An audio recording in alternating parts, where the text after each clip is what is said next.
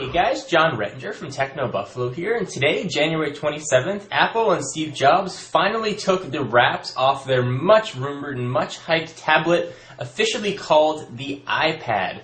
Rumors of iSlate and a whole bunch of other ones have been circulating, but iPad is the official name.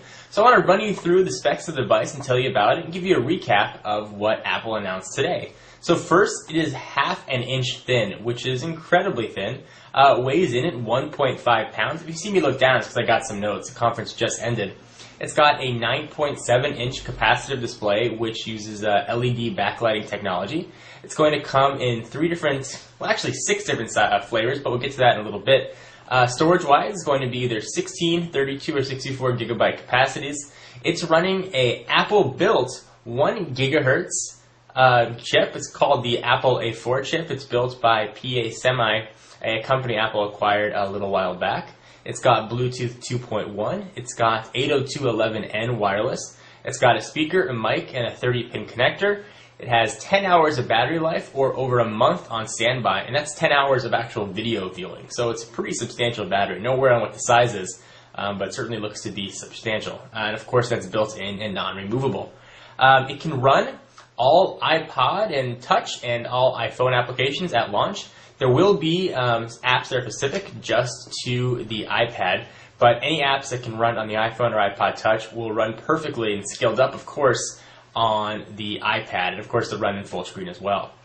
We'll talk about apps a little bit more in a minute. Apple also announced a new application on the iPad. It's going to be called iBook, so it's going to be a standalone app that will be next to the App Store or iTunes, and it is what you'd expect. It is a complete online bookstore.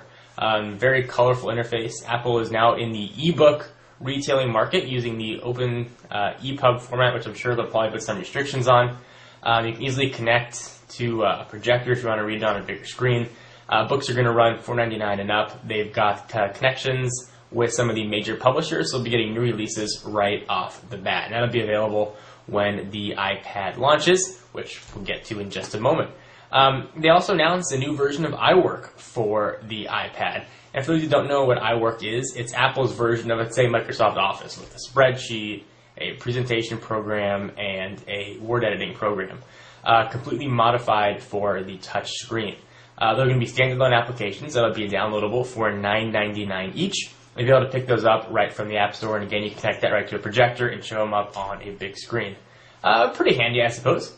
It's going to sync over USB. In case you're wondering, it's got the 30-pin connector, the same one that you use for your iPhone or iPod Touch. It is 3G connected, or you're going to have the option of 3G connectivity.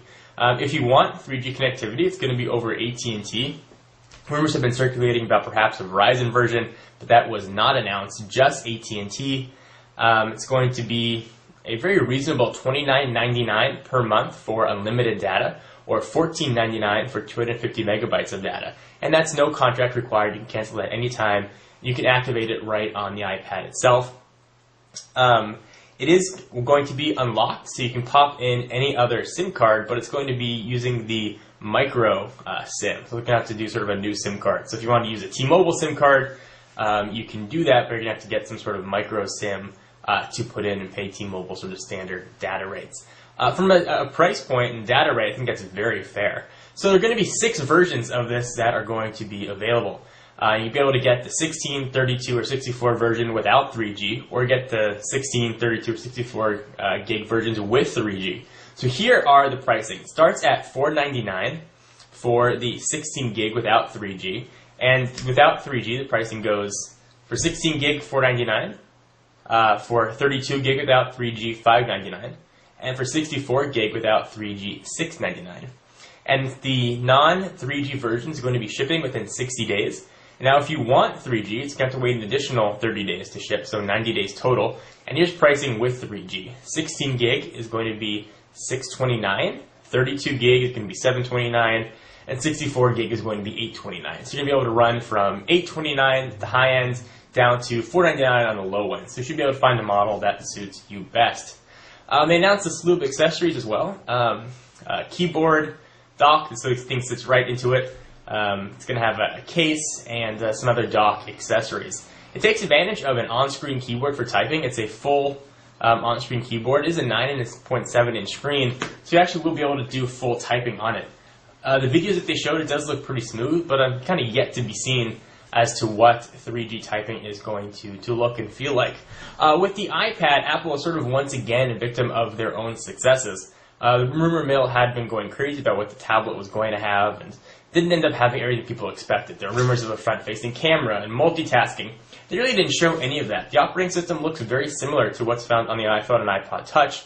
There are some pull-down notifications that you can see, and it seems to be a pretty constant theme throughout it. So, whether or not this is going to be for you is going to be yet to be seen.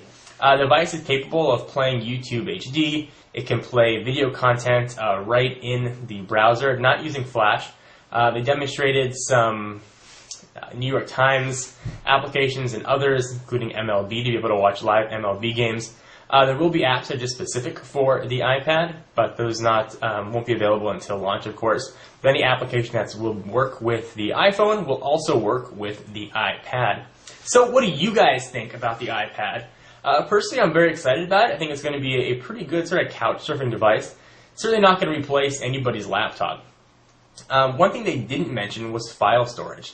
If I use the iWork application and I create a Word document or an iWork document, and I create and edit and make it perfect, how am I going to save that to my device? Is the storage, there's either the 32, 16, or 64 gigs, is that just for audio? Is that just for movies? Is that just for books? Or can I store actual files on it?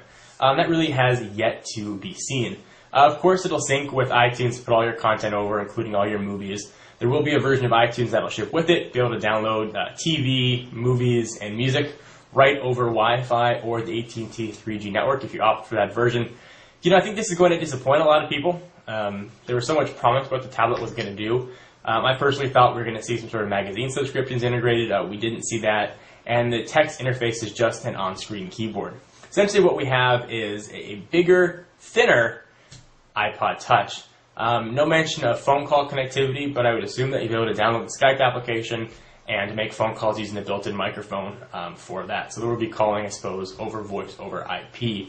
9.7 inches is a very nice screen. If you've gone to Best Buy or local retailer and you've seen 10-inch netbooks, you can sort of see what the size is going to be. It does look relatively thin and nice, easy to slip into a bag. Of course, it has an accelerometer, so you can rotate any direction you want, and you can edit your pictures sort of right on the device and sync them up over Wi-Fi if you use a Mac or PC. So I'm very curious what you guys think about the iPad. Are you excited? Are you not excited? Do you care? Not care? Are you going to buy one? And if you are going to buy one, which version? Anyway, guys, stay tuned to Techno Buffalo for all of the iPad updates. We have a ton of videos coming up and a lot of coverage. Nothing was mentioned about iPhone OS 4.0 or any sort of new iPhone or Mac updates. It was just on the tablet. Hope you guys enjoyed. I'm John Rettinger, and I'll see you in the next video. Bye-bye.